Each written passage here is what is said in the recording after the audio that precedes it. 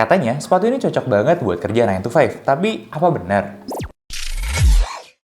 Halo guys, Dimas di sini, dan kali ini gue mau bahas satu sepatu yang underrated punya. Kenapa? Karena memang terbilang baru sih brandnya. Sekitar baru setahunan, sekarang masuk ke tahun kedua kalau gue nggak salah. Brand ini namanya 9 to 5 ya.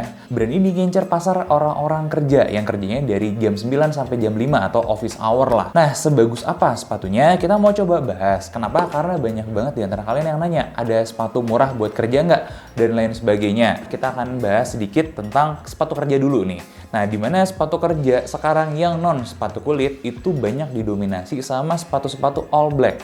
Ya, terutama dari sebuah merek S yang nggak tahu kenapa dicintai banget sama orang Indonesia. Sebuah pertanyaan muncul, ada nggak sih alternatif brand lokalnya? Ya, sebenarnya banyak banget ya. Dan ketemulah brand 9 to 5 ini, ya, dimana upper mesh dengan sole yang kayak gini doang ya. Jadi satu material aja si solenya, nggak ada outsole. Ini kan rumusnya si brand S itu banget. Nah, jadi kita tertarik nih sejauh apa dan segimana dia bisa menggantikan sebagai alternatif yang baik gitu ya dari brand lokalnya. Dan mereka cuman punya satu artikel coy. Cuman ini doang, tinggal dibedain warnanya aja. Ada yang putih, ada yang warna apa lagi gue nggak ingat, ada beberapa lah. Dan ini warna all black-nya yang mungkin akan jadi favorit kalian.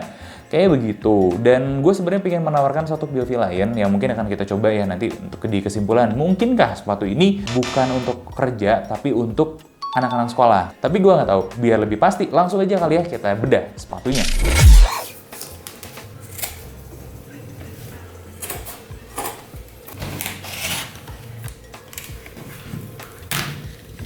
Dari dia, 9 to 5, apa?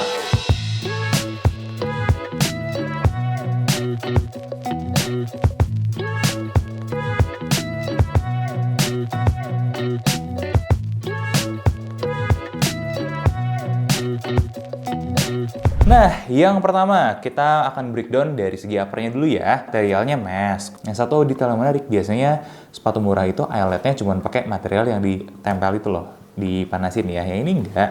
Ini materialnya semi-semi kayak plastik gitu. Gue nggak terlalu ngerti ya materialnya apa, tapi kalau kalian paham boleh tambahin di kolom komentar. Jadi gue nggak bisa bilang bagus banget juga, tapi ini menarik nih. Di saat sepatu yang murah, ini ngasih sesuatu yang ekstra. Buat apa? Ini buat support juga sebenarnya. Jadi dia menjaga struktur upper bagian ininya. Artinya apa? Mereka tuh kayak bikin sepatu dengan semurah mungkin, tapi beberapa detail tuh masih dipikirin. Itu konklusi yang cukup nice gitu kalau gue perhatiin. Nah, sedangkan bahan lainnya biasa-biasa aja, nggak ada yang spesial, nggak ada yang gimana banget. Jadi overall luar dalam ya memang bahannya nggak terlalu super premium. Nah, tapi yang jadi pertanyaan, sekuat apa? Kalau kita tes tarik, mesh yang di atasnya itu bisa bertahan sampai 40 kg force, lumayan kuat. Dan kita coba tes dari segi Dremel untuk gesekannya, ternyata dia nggak bolong karena kalau kita lihat ada 3 lapisan. Lapisan pertama itu mesh yang luar, kemudian bagian dalam ini ada busa, tengah-tengahnya ya, dan bagian lining.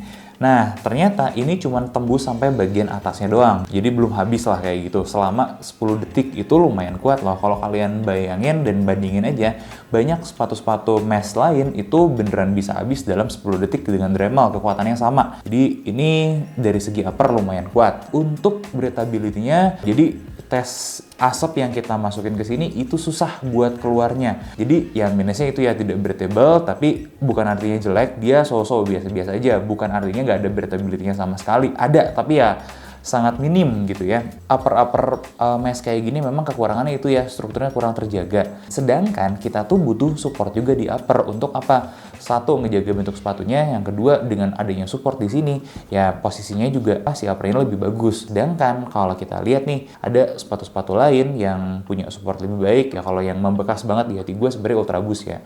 Ultraboost emang bahannya uppernya knit, tapi gue inget banget di mana dia sangat naruh support tersembunyi di sini. Jadi bagian sampingnya itu shape-nya kejaga dengan baik. Sama sekali nggak ada perubahan berarti lah setelah bertahun-tahun pemakaian. Nah, sedangkan di box-nya itu karena knit itu kan dibebasin. Nah, ini kalian lihat deh, ini baru kita pakai dikit kok, baru sekitar 2-3 kali juga udah kayak begini. Sayangnya sih di situ.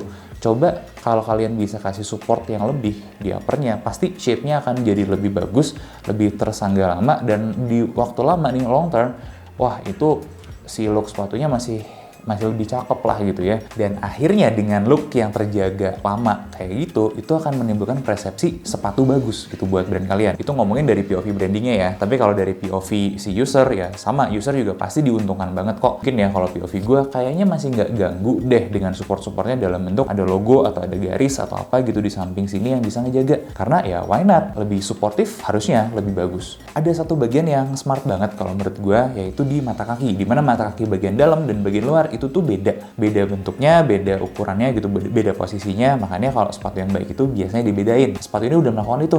Meskipun belum terlalu jauh ya perbedaannya. Bagian belakangnya tinggian tapi gak ganggu. Ada small touch di sini buat pull tab. Pull tabnya tepat lah kalau menurut gue, tepat guna, tepat fungsi, gak ganggu looks-nya juga karena dia pakai yang kayak gini. Jadi kalau kalian mau dijadiin slip on, tariknya di sini lebih gampang, bisa banget. Nah buat gue overall ini ya uppernya itu di 6 dari 10. Ya fine-fine aja lah, nggak terlalu oke, tapi nggak jelek-jelek banget juga gitu. Lanjut bagian solnya. Nah bagian solnya dari insole dulu kali ya. Insole-nya ini cukup menarik nih, katanya ini ngasih extra comfort. Nah cuman gua nggak merasa super comfort gimana banget. Jadi lumayan ada ini, ngebantu iya, tapi mungkin ya karena gue udah nyobain beberapa yang lain, ya comfortnya tetap aja jauh gitu kalau sama sneakers yang di atas 1 jutaan. Tapi ini nggak buruk untuk kelasnya. Dimana kalau kita lihat nih, foamnya ini ternyata cukup menarik loh. Kita coba tekan pakai kuku, dia juga kembali. Meskipun nggak instan, nggak langsung, tapi bener-bener kembali 100%. Nah itu lumayan menarik nih. Karakternya mirip mendekati Ortholite, tapi ini sepemahaman gua, ini bukan Ortholite gitu. Ada bedanya, ada beda karakteristiknya. Jadi ini foam yang menarik. Ini foam yang lumayan bagus lah. Jadi kalian di harga 100 ribuan dapat kayak begini, ini nice touch lah, tambahan manis gitu buat para si bayarnya. Nah lanjut ke bagian alasnya biasa aja. Nah ini jujur bagian paling menarik dari semua sepatu ini adalah sebenarnya di solnya. Solnya itu desainnya keren. Dengan diamond cut shape di sini. Nah, si diamond shape ini selain buat visual, dia juga ada fungsinya. Jadi, fungsi yang setidak-tidaknya ada itu adalah untuk ngarahin crease-nya. Jadi, crease-nya itu coba kalian lihat deh, ini udah mulai creasing setelah beberapa kali pemakaian. Tapi dengan adanya diamond shape ini, bentuk crease-nya itu diarahkan dengan baik sesuai dengan bentuk-bentuk si ininya. Ini buat gue cukup menarik. Gue kasih lihat POV aja deh pas si sepatu ini dipakai ya. Begitu diinjek, si tekanannya juga didistribusikan sama si diamond shape ini. Lumayan gitu, lumayan aja. Nggak bagus banget tapi lumayan. Nah, ini materialnya Eva campuran, makanya di luarnya bisa lebih licin gitu. Dan ini ringan banget, parah banget ringannya. Ini gue kasih lihat aja deh, buat sepatunya, buat di size 45 itu 200-an kecil. Nah, itu yang bikin nyaman gitu. Semuanya kuncinya di soalnya ini. Nah, kalau kita masuk ke bagian dalam gitu, si sol ini tuh sebenarnya ada ruang nih sedikit di sini. Ini gue nggak tahu dari moldingnya, nggak tahu memang disiapin. Kalau niat, mungkin mereka bisa nambahin semacam kayak gel gitu di sini. Ya, lumayan buat shock absorption. Ya udah ada kan di moldingnya, tinggal ditambah. Nah overall yang lainnya gue nggak terlalu banyak komplain sih di harga segini dapat sol kayak gini. Oke. Karena apa? Karena dia lumayan suportif, agak kakunya masih dapat gitu ya. Terus udah gitu keempukannya juga di 20, ini masih nggak terlalu lembek, masih oke, masih cukup bagus. Nah yang nggak bisa gue komentarin banyak ya memang shocknya. Ternyata kalau getaran atau impact tidak terabsorb dengan baik sama si sol ini, langsung kerasa sama kakinya. Ya plus minus, dapat ringan tapi nggak dapat performance. Kayak begitu aja sih POV gue sama solnya. Jadi kalau gue boleh, solnya ini izinkan gue kasih 7 dari 10. Next, masuk ke konstruksi. Jujur aja gue tidak punya ekspektasi apa-apa di konstruksinya. Dari segi lem-leman, blebernya masih sedikit kelihatan, tapi kalaupun gue beli sepatu harga ini, gue tidak mempermasalahkan banget sih, karena blebernya tuh nggak yang parah ngeganggu, cuman ya ngintip-ngintip dikit-dikit aja. Kemudian bagian dalamnya ini nggak pakai strobe stitch ya. Gue nggak tahu ya, mungkin barrier harga juga bisa mempengaruhi. Ini yang agak sedih nih. Jadi lemnya itu kalau dari insole ke alas itu bagus. Nah dari alas ke material upper yang lain itu nggak bagus, dan jadi gue bisa buka sebagian kayak kalian lihat di sini nih, ini setengahnya itu gue bisa buka pakai tangan, setengahnya lagi enggak. Jadi beberapa titik ada yang kuat, beberapa titik ada yang kurang kuat kayak begitu. Jadi ya apa adanya aja, memang lemnya kurang. Nah, kita tinggal ngelihat dari sudut pandang gimana. Ini sepatu murah banget malah di bawah 200.000. Jadi memang kalau kita berpikir kayaknya memang nggak bisa berharap banyak dan itu benar. Nah, kalau kita berpikir pengen dapat yang terbaik gitu di harga 200-an, ya memang bukan ini sepatunya. Mungkin kalian bisa manage ekspektasi aja sih ketika dapat sepatu yang murah gitu ya. Dan ini please untuk memperpanjang umurnya tolong jangan dicuci sembarangan, apalagi direndam gitu, bye-bye. Nah, kemungkinan kalau kalian banyak basah-basahan, hujan-hujanan juga, ya umur sepatunya akan jadi lebih pendek lagi. Itu sih kalau menurut analisa gue. Dan untuk konstruksi, gue sih cuman pede ngasih di angka 5 dari 10 ya.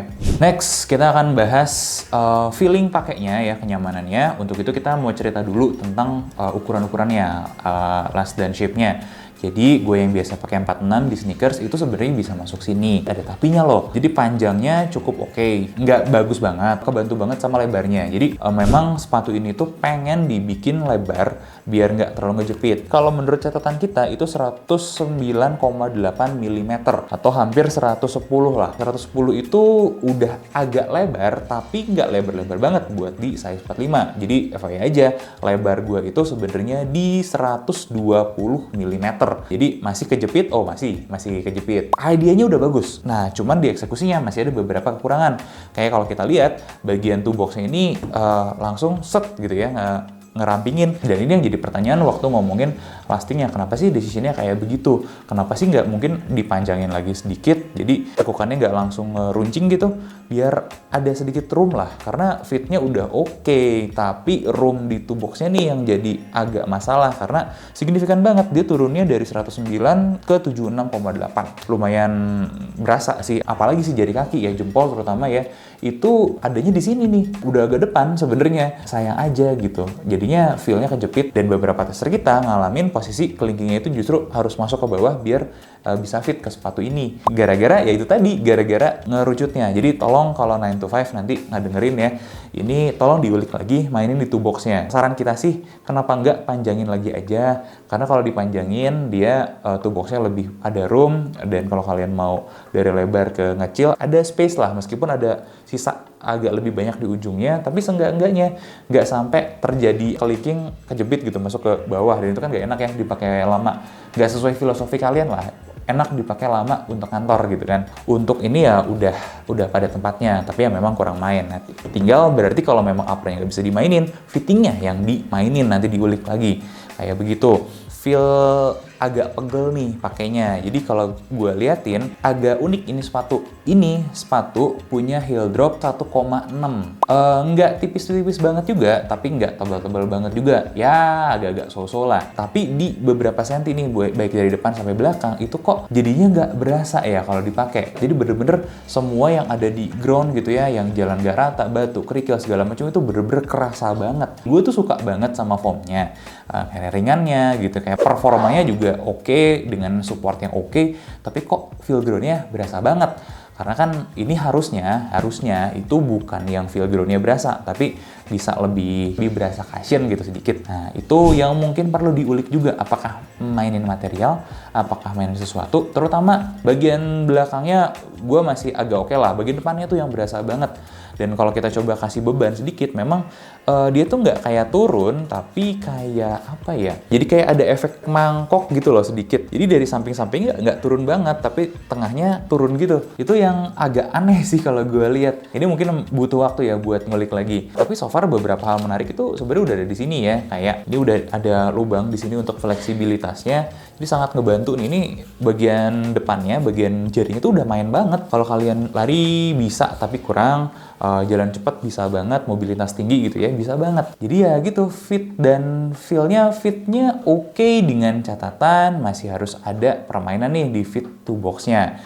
Nah, sedangkan yang lain-lainnya udah lumayan oke. Nah, teman kita untuk instep yang tinggi pun akomodatif kok, jadi oke ya. Tapi untuk kalian nih yang butuh support ekstra di sini kayaknya kurang, karena supportnya cukup aja. Kemudian yang butuh cushion juga kurang. Jadi ini peringatan buat kalian yang beratnya agak berlebih ya. Kalian butuh stabil dan butuh cushion juga, tapi di sepatu ini kalian nggak dapat. Jadi ini bukan sepatu buat kalian yang beratnya berlebih. Terus buat overallnya, overall pakainya Ya buat jalan-jalan bisa, buat jalan cepet bisa, buat lari-lari kecil karena lagi event misalnya ya dari A ke B bisa, tapi pegel.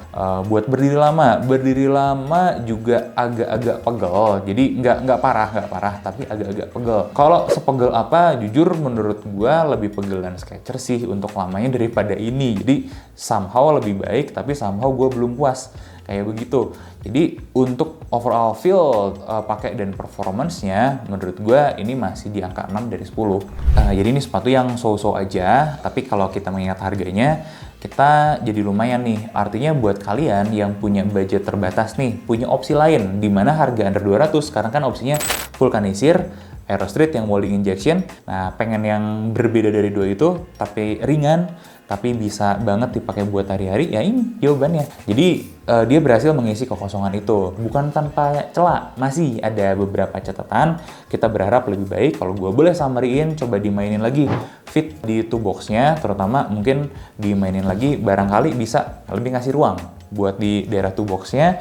Kemudian support-support mungkin di soalnya coba dipikirkan lagi ini mau seperti apa, karena bisa banget kalau gue rasa ditambah support akhirnya jadi agak berat sedikit atau lebih keras sedikit, masih nggak apa-apa juga, toh ini masih ringan. Kemudian fleksibilitasnya bagus, tinggal mungkin kalau mau mereka punya seri lain deh. Ini mungkin seri biasanya, seri cushion yang dimainin banget cushionnya itu bakal lebih baik lagi. Sedangkan untuk di bagian upper antara mau dikasih breathability lebih bagus atau dikasih support, itu coba diulik aja. Jadi kurang lebih summary-nya kayak gitu buat 9to5. Nah overallnya gue sebenarnya cukup positif buat sepatu ini, tapi memang kita juga harus mengakui ya dengan rating dari 10 itu bukan sesuatu yang spesial banget. Tapi apakah jelek? Ya kalian tahu lah ya, banyak sepatu yang ratingnya 3, 4 dari kita, itulah mungkin yang jelek. Ini so-so aja, tengah-tengah agak lebih dikit gitu ya. Nah cuman gue ada satu hal yang appreciate banget. Jadi waktu kita komunikasi juga sama brandnya, ternyata mereka lagi nyiapin artikel terbaru, mau upgrade lah dari artikel lamanya mereka ini. Nah dalam rangka mempersiapkan artikel barunya, mereka lagi ngadain semacam jejak pendapat. Di link survei yang nanti akan kita sertain, kalian boleh ngasih pendapat tentang sepatu ini, ngasih masukan.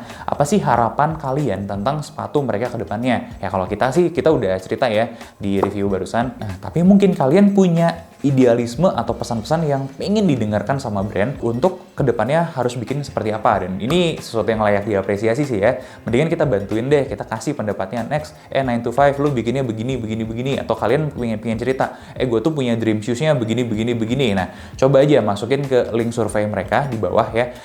Kalian mungkin bisa ngebantu mereka buat develop lebih bagus lagi, karena dari sepengetahuan gue dari ngobrol, mereka tuh serius buat develop sepatu untuk orang-orang kantoran gitu ya, yang terjangkau, yang murah, dimana mungkin ya banyak orang kantoran itu budgetnya sisa. Kayak gue nih, bapak-bapak setelah budget buat anak gitu ya, beli sepatu, istri beli kebutuhan dan yang lain-lain, ya kan akhirnya buat gue budget belanjanya sisa-sisa aja.